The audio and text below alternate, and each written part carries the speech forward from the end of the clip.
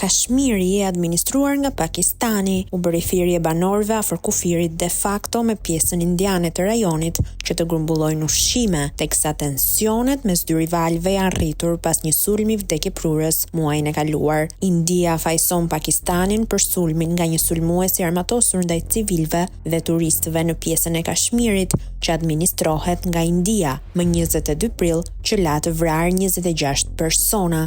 Islamabadi mohon këto akuza. Dy shtetet që kanë armë bërthamore kanë këmbyer zjarr për 8 net rresht përgjatë vijës së kontrollit, kufirit de facto, sipas ushtrisë indiane, dhe dy fshinjët kanë ndërmarrë masa diplomatike ndaj njëri tjetrit. Qeveria rajonale po ashtu ka krijuar një fond të emergjencës prej 3.5 milion dollarësh për të siguruar furnizim me ushqime, ilaçe dhe gjëra të tjera elementare për 13 zonat. Sulmi në Kashmirin indian dhe tensionet që pasuan përfshin shpërthime dhe mbyllje të kalimeve kufitare. Ato kanë rritur frikën për një përshkallëzim më të madh mes Pakistanit dhe Indisë.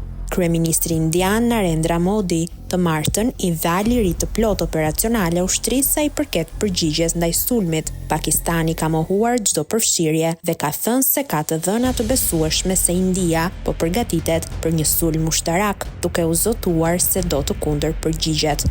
India dhe Pakistani që pretendojnë se Kashmiri u takon në tërësi, kanë luftuar për këtë territor në Himalaje që nga përfundimi i sundimit britanik më 1947.